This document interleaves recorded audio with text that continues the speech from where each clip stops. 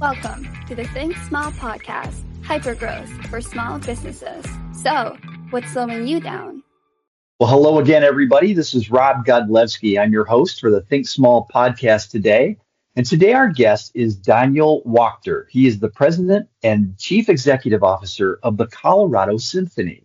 A very interesting guest today. Daniel, thank you so much for your time and thanks for joining us. Appreciate the opportunity. Absolutely. So, we usually don't get to speak with presidents and CEOs of symphonies or musical organizations like yourself. So please tell us how you got started in this line of work and what led you to the Colorado Symphony. In a nutshell, it's the love for music that made me realize that living in the United States and working in the United States, that a symphony is a business.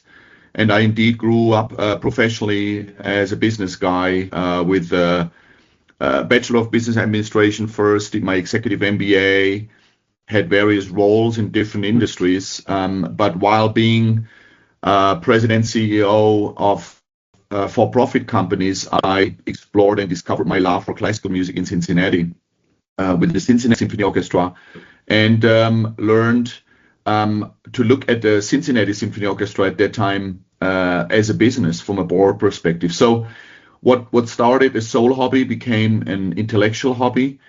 And indeed, a little bit more than a year ago, it needed a very interesting question for my board chair at the Colorado Symphony, whether I was interested to make a career change and to become president CEO of the Colorado Symphony. So here I am, and actually today is my first anniversary in the role. So it has been quite a ride.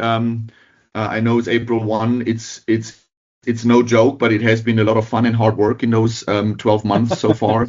But that's in a nutshell my story. So I'm a business guy, and I still am, although I just lead a very, very different business. That's kind of a little bit how I look at it.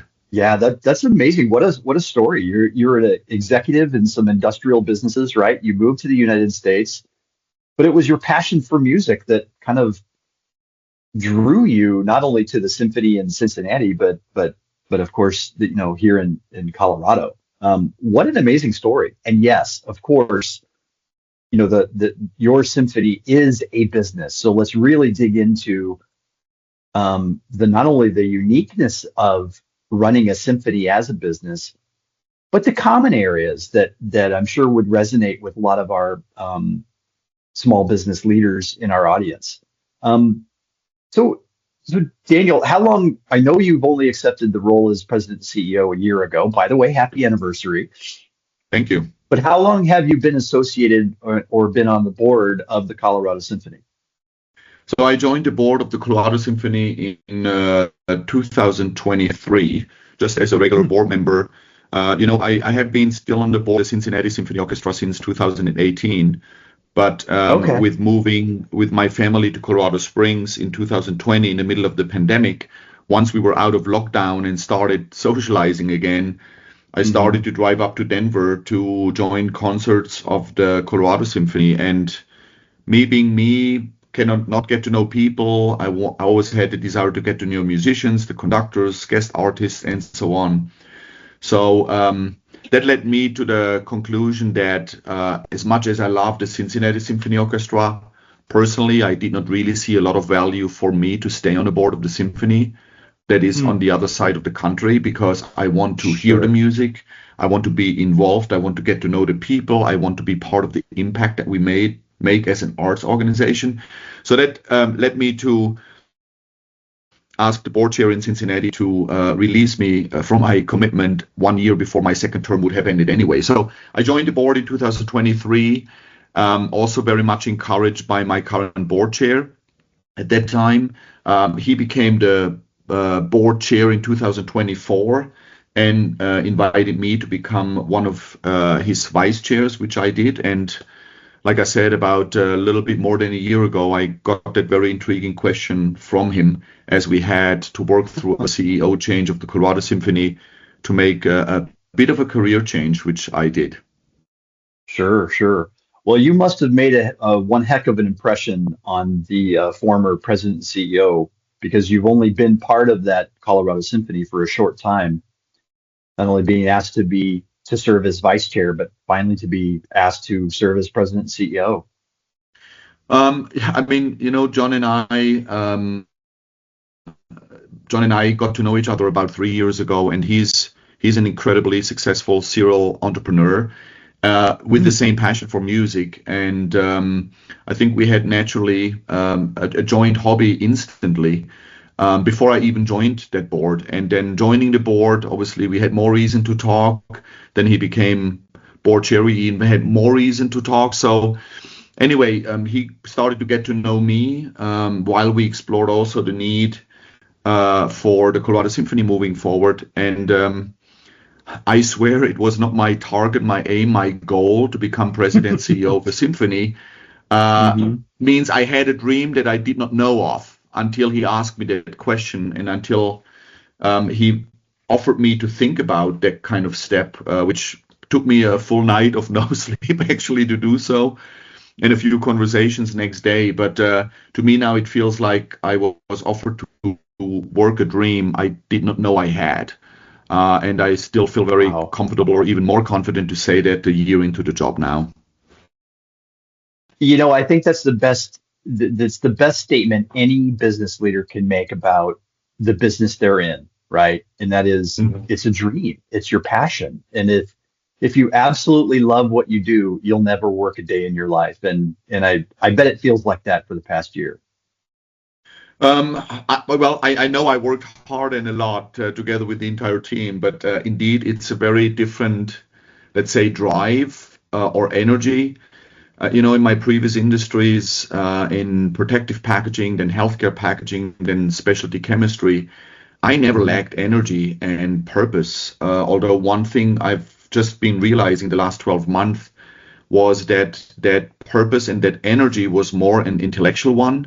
Whereas the one for the last 12 months now in this job is so much more intrinsic. It's so much more from passion. So, you could say it has been a journey of 25 years professionally to find my real passion, my real work. In German, we have that word Berufung. I'm not completely sure it translates very well, but actually that word translates, that means the work combined with the passion. So yes, it has been 25 years that I don't regret, but at the same time, it is such an interesting experience. What really has changed in terms of where the energy and the passion is coming from. Outstanding. Well, again, congratulations on your anniversary. And I know that the Colorado Symphony is lucky to have you. So let's talk about the Symphony as a business. And I always love to talk about, how a business leader leads an organization through times of rapid growth. And we will get there. But the most interesting question, I think, is how do you lead an organization like this, a Symphony? And you can reflect back on both the Colorado or the Cincinnati experiences. But as you led a business through times of contraction, and I can imagine where COVID was that time, whether it was Cincinnati or Colorado, because a Symphony literally has to shut down. So how do you manage a business through times of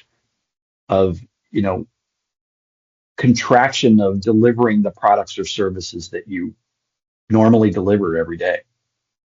I remember, a few times in my career where there was an immense pressure onto the top line. The one that stands out for me is the financial crisis in 2008, where I was in a managing director role for that protective packaging company in Belgium. And from one day to another, the top line shrank almost 20%. Obviously, being in the distribution business, if your revenue shrinks 20%, that basically eats your margin, your gross margin. So all of a sudden, actually, you're in survival mode. And there is not a lot of time and a lot of room for error in terms of, let's say, surviving a period of time during which you don't know how quickly such kind of a revenue line would recover. So that was certainly one of the more stressful times that I had, in a way, aligning with my leadership team. Obviously, take a lot of focus instantly on cost, take a lot of focus instantly on cash to kind of make it through that kind of period. I mean, luckily, we had some reserves. Luckily, we were part of a larger group. But anyway, as that crisis did not only hit Belgium, but really in all other countries, obviously the group suffered about the same, in a way. So, but anyway, from a regular business with some growth, all of a sudden you're in survival mode with focus on cash, with focus on saving any cost you can to kind of minimize or even eliminate a loss of such kind of a dimension. So definitely no fun times. I realized during that time that I'm so much more of a growth guy, but at the same time, it was a hard and a difficult and also a good school in terms of developing discipline on cash and cost.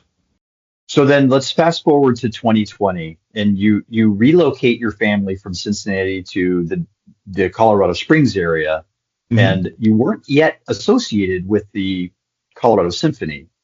Yeah. And clearly that Symphony had to literally shut down for a period of time. Right. When did you get associated? Like what month during that year did you get associated with the Symphony, and how did you help the organization, literally reopen and get back on its feet? Actually, my engagement with the Colorado Symphony did not start until we were well out of the pandemic, I think in 2021. But during 2020, when I moved my family to Colorado Springs, I served still on the board of directors of the Cincinnati Symphony Orchestra. So I experienced the impact of the pandemic firsthand from a board perspective with the Cincinnati Symphony Orchestra when that happened. And I mean, again, like for many other businesses in entertainment or in restaurant, hospitality, and so on, I mean, the business was dead from one day to another. I mean, you don't talk about 20% decline in revenue. You talk about zero revenue and no idea how long that would last, and so on and so on. So, I mean, from 20% decrease to down to zero, obviously a complete different dimension. And the board of the Cincinnati Symphony Orchestra being impacted that way was, again, another one of those experiences that I hope that I and we all will not live through again, because it has been ultimately stressful. But again, that's not shrinking. This is really incredibly disrupting.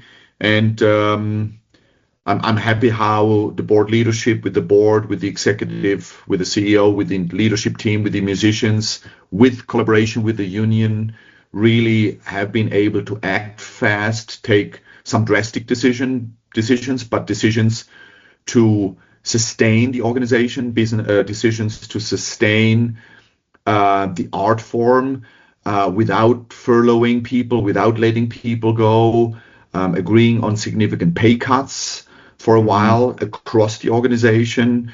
Again, I've experienced an incredibly collaborative union at that time, because we're all in the same boat, and we all were united quickly around the will that we don't want a global pandemic to ruin a 125-year-old arts organization. Actually, we just had the 125th anniversary gala a few weeks prior to the shutdown.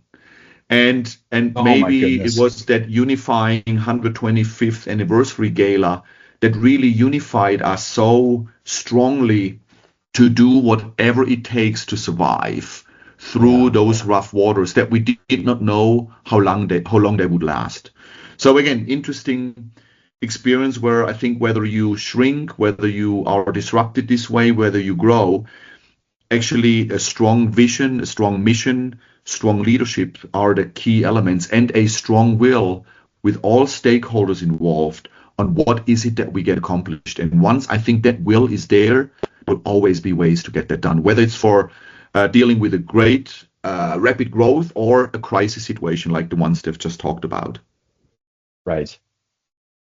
Well, it's amazing to have an organization with such a passion around the organization's charge and charter to do literally everything it takes to keep that organization alive. And I'm sure that was, alive and well with the Colorado Symphony. That's terrific. But let's talk about better times, Daniel. Let's talk about those times of of of rapid growth and expansion. And I'm sure in your professional business career versus your symphony career, not to say that it's not a business, but um, talk about those times of rapid expansion, because all business leaders know that rapid expansion and accelerated revenue growth does bring in a unique set of challenges to a business. So Yeah. specifically relating to either Cincinnati or the Colorado Symphonies, talk about times of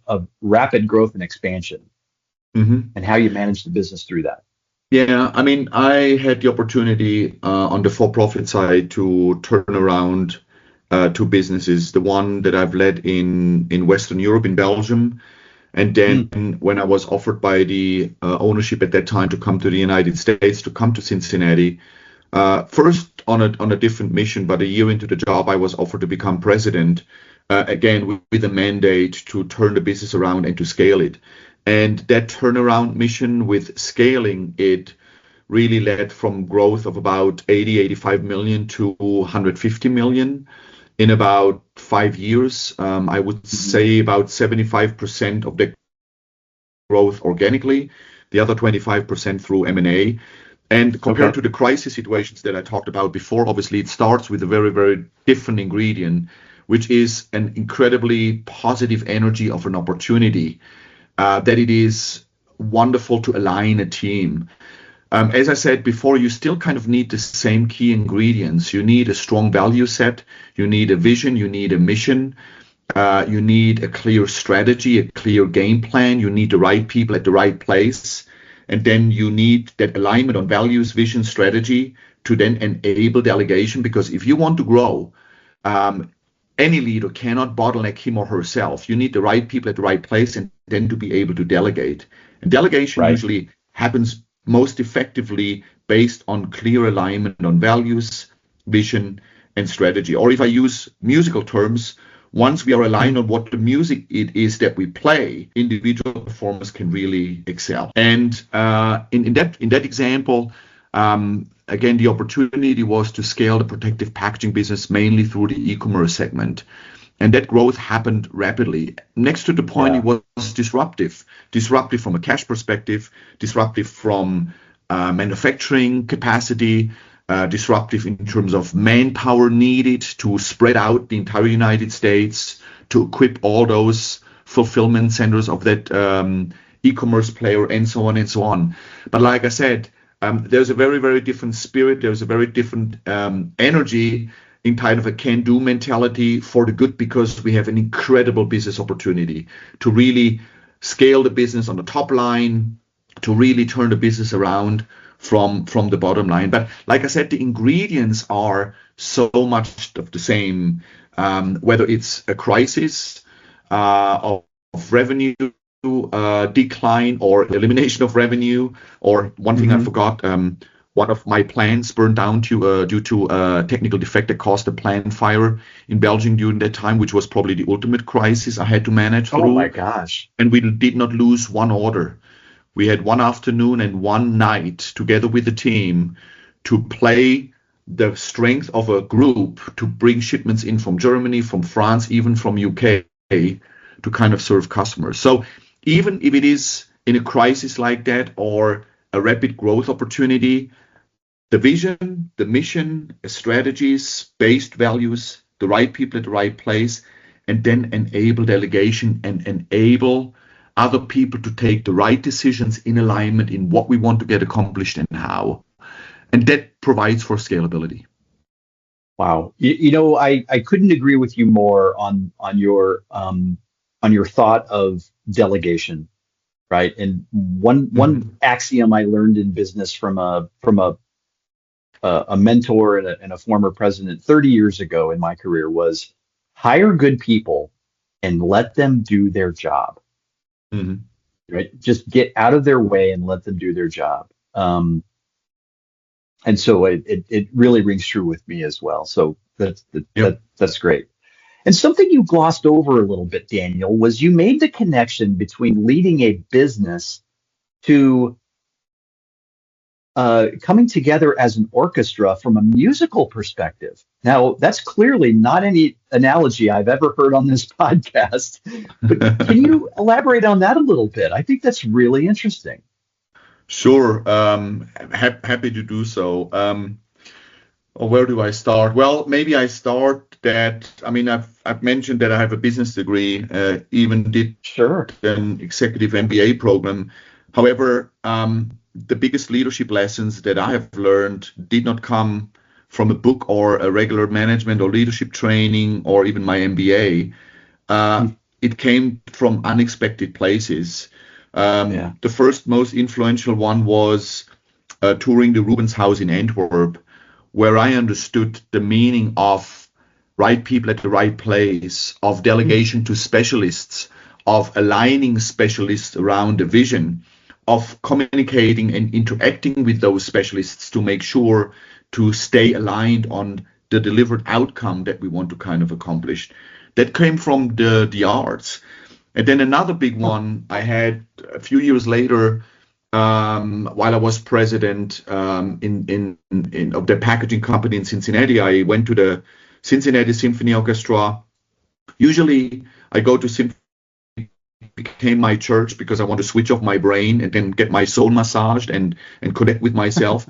For whatever reason, that one night, the music did not cut it. The music did not really connect me that way. So I wandered around, my brain was switched on, and for whatever reason, the conductor caught my attention, and I watched the conductor. And watching the conductor made me ask myself, what is it actually that I do in my job? The conductor doesn't play an instrument. I kind of felt like I'm not playing an instrument in the organization I run. I don't sell, I don't produce, I don't collect receivables. What is it actually that I do? And the short answer I found while thinking about that, while observing him conducting, was, well, I have the same job. I orchestrate a group of people of different business functions, like the sections in the orchestra. I do that based on a business plan, which is the score that the conductor uses to kind of play music together. I realized kind of he and I have the same job, just in a very, very different field. And Rob, I walked away from that experience and that thought process at Music Hall in Cincinnati that night and found so many analogies. And the longer I thought about it, the more I learned from it, the more I thought about it, the more I started to use it in coaching my own leadership teams by using that analogy, showing and telling them about what we can learn from observing a conductor. And I even found a few people who are able to deliver this analogy as a unique leadership workshop. So when I moved to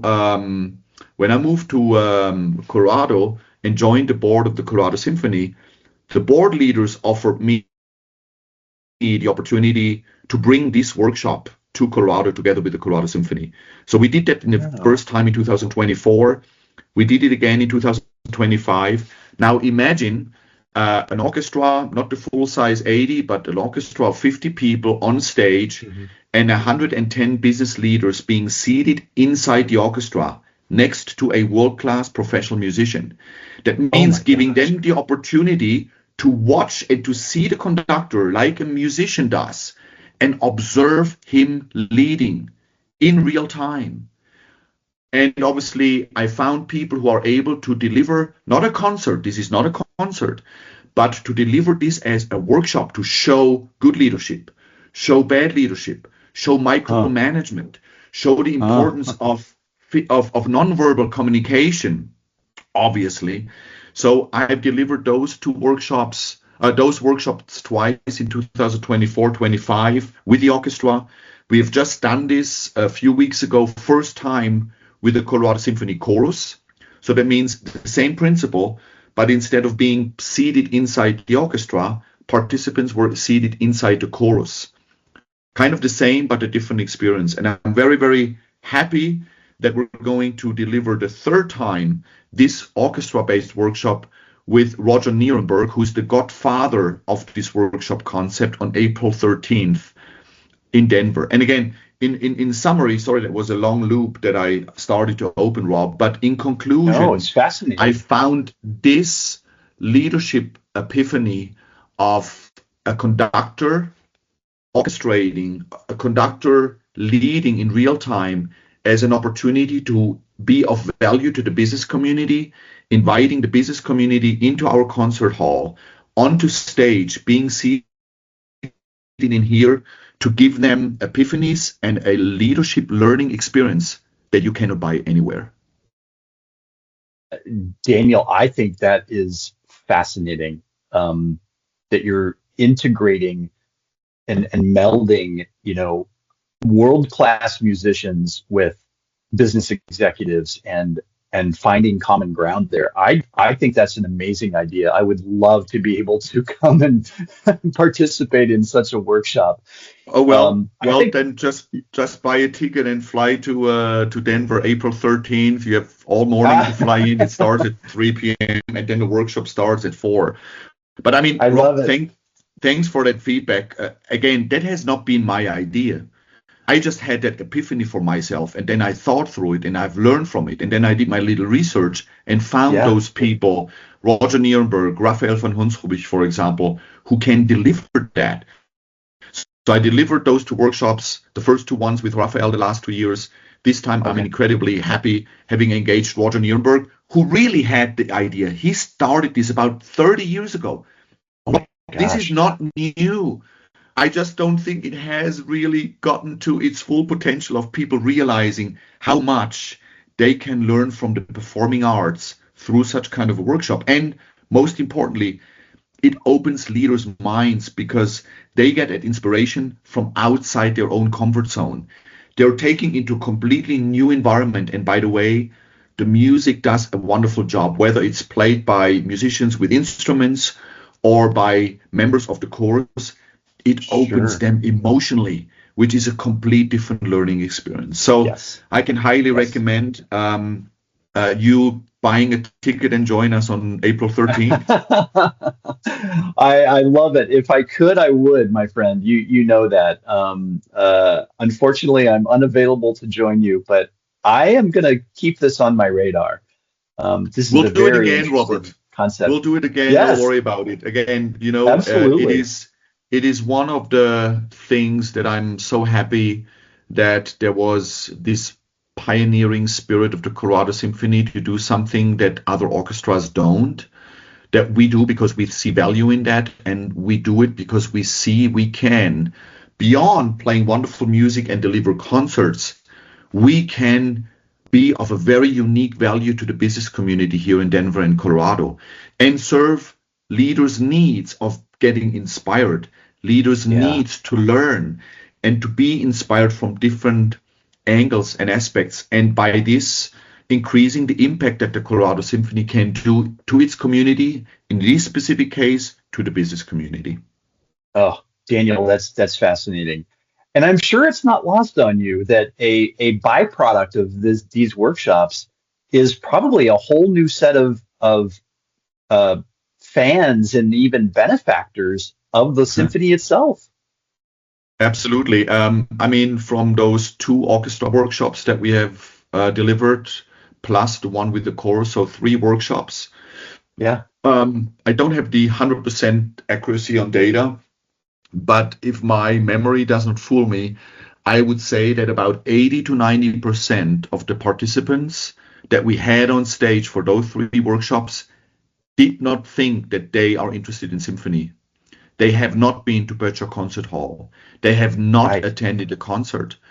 And absolutely, Rob, we have been able to turn them into people not only recognize and acknowledge and realize the professional caliber of this business, the professional caliber of these musicians, their performance like NFL players, like NBA players, just in, again, very, very different industry. but they got opened emotionally in a sound experience on stage as part of an orchestra and chorus body. Yes, which makes them come back. And as you asked me the question before about, let's quickly talk about why is the symphony a business? Well, I mean, ultimately, not only because we have to pay bills, right, and pay salaries of 80 musicians and 40 staff. We have a $24 million operating budget, but we need to earn revenues. Earned revenues means we need to sell tickets. So I like the idea we have generated people who now want to come back to experience the Colorado Symphony and the Colorado Symphony Chorus in a concert.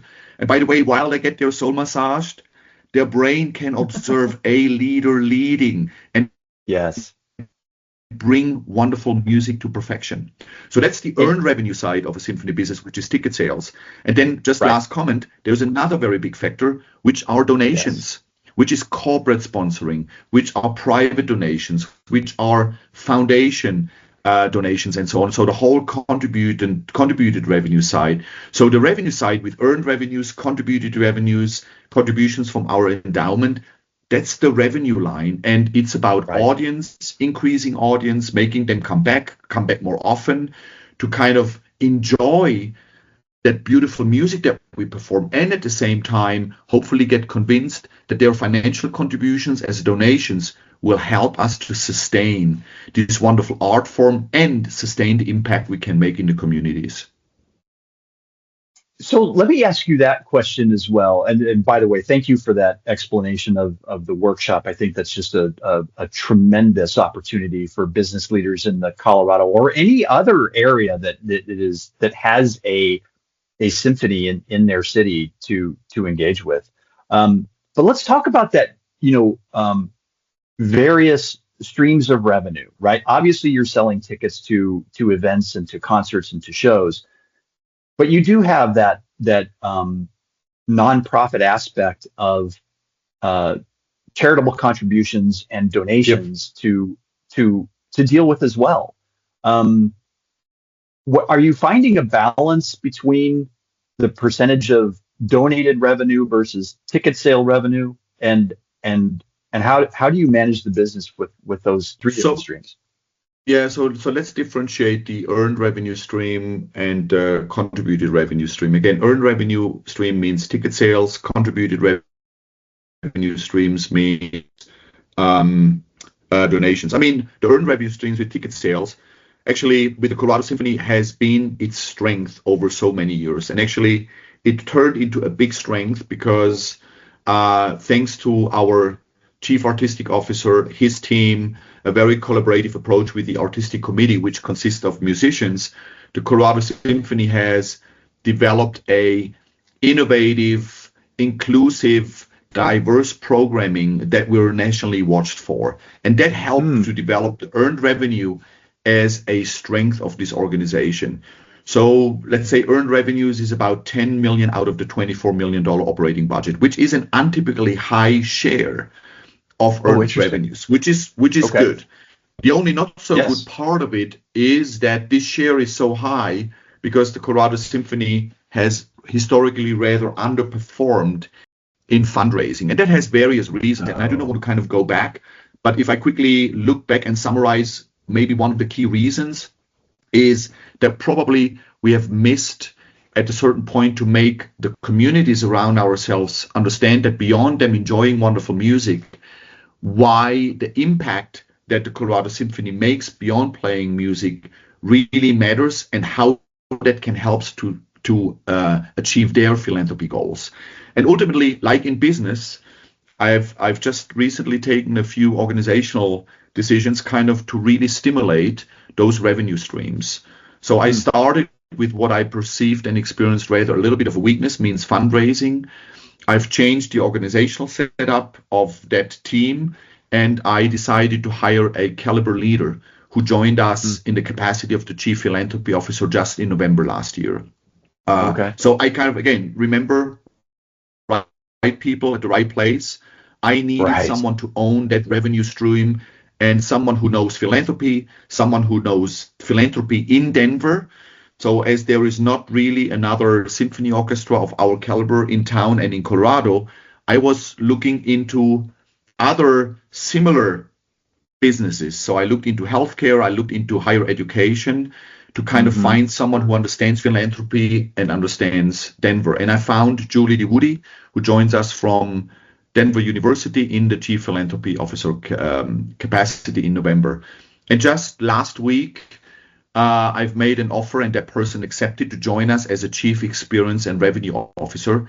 And this person is going to own the earned revenue stream.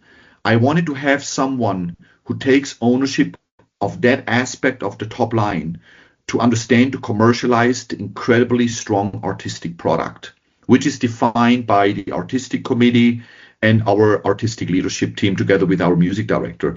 And that person is going to own the earned revenues, means ticket sales. And I even enhanced the role by that word experience, which is why it is Chief Experience and Revenue Officer. Because again, revenue is the outcome of what? The experience. And part of the experience is the music, but there is more than beyond the music. It is the belonging. It is the experience in the house. It is kind of the community building that happens when people come together and get inspired and united by live symphonic music. So I've now staffed those two revenue streams with the right people, with the skill set to kind of drive those. And again, sounds very business-like, although we are a nonprofit. And again, the only key difference I would highlight between a for-profit and a nonprofit in here, which is, it is a business, but it's not. Well, money is input. It's just not the output. That means we're not doing what we do for the output, which is money. We're doing it for balancing the budget, but to really maximize the impact that we can do into our community. That's the big difference. Money is the input, not the output. The output is the impact we make to our communities through our arts form. Yes, excellent. So Daniel, the last question I'd like to ask my guests are, what does the future look like, right? What does the next 3 to 5 years look like for the Colorado Symphony? It's going to be a very interesting 3 to 5 years coming up. It's interesting you asked the 3 to 5 year question because that's kind of the strategic cycle time that I usually think. And we've just kind of completed a very important first year of that cycle. The reason why it's going to be interesting is that in that year that now I'm in the job, we have worked the foundation. We have worked our values. We have worked our mission. I wanted to make sure that I align all the 80 musicians, all 40 staff, our leadership, including myself, on what our values are, that we can really operate based on the same value set, and that we are driven by a mission of inspiring and uniting humanity through live symphonic music. So that's the foundational work that I've been doing. We've also defined strategic goals for 2030 in terms of revenue, in terms of budget size, in terms of another very important factor, which is our home, which is the instrument of the orchestra. So the Colorado Symphony does not own the Butcher Concert Hall. This one is owned by the city and county of Denver. That means the city owns and operates our home. We're just the tenant. And this home, this Butcher Concert Hall, has been America's first in-the-round symphonic venue when it was opened 48 years ago, and it needs work. That means it needs renovation. So beyond the foundational work that I've been doing over the last 12 months on getting aligned on the fundamentals, we have defined our 2030 strategic goals. And one of them is that we're going to be back in a renovated Butcher Concert Hall for the 2029-2030 season. So that means we focus a lot to beef up our game in fundraising, because that's very, very important for us to not only sustain the high artistic level, but also close some gaps in pay of our musicians, because they already perform at the world-class level, but we don't pay them there yet. And to sustain that, we need to close that gap financially, which is why there is a lot of focus on fundraising, a lot of focus on further growing earned revenues. And at the same time, we are working with our landlord, the city and county of Denver, to renovate Butcher Concert Hall. So if I fast forward I would look at us to be in the range of a $30 to $35 million budget with a significantly increased fundraising, with having closed the pay gap of the musicians that we think we need to close to sustain. And we're back in a renovated music hall, or renovated virtual concert hall. Excellent. Well, you've got the targets, you've got the dreams, and obviously you've got the skill set to execute those dreams.